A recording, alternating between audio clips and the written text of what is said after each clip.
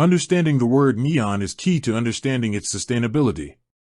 Traditional neon lighting uses glass tubes filled with inert gases, which isn't inherently bad, but those signs often contain trace amounts of mercury, a toxic heavy metal that poses a disposal challenge.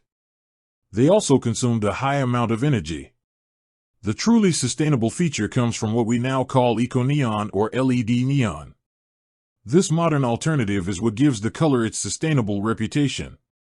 Instead of glass and gases, LED neon is made with flexible, durable, and often recyclable polymer or silicone tubing that houses energy-efficient LED strips. These LED strips consume up to 80% less energy than old-school neon and have a significantly longer lifespan, think tens of thousands of hours.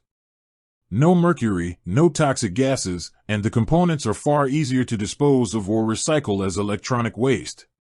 Furthermore, the color green itself carries a powerful psychological association with nature, growth, and the environment. This symbolism is a feature. It's the default color used globally to represent sustainability, making it an immediate, universal communication tool for eco-friendly initiatives, certifications, and brands. So, when we talk about neon green's sustainability feature, it's a two-part story: the technical energy efficiency and material safety of modern LED neon products, and the universal, powerful environmental symbolism of the color green itself.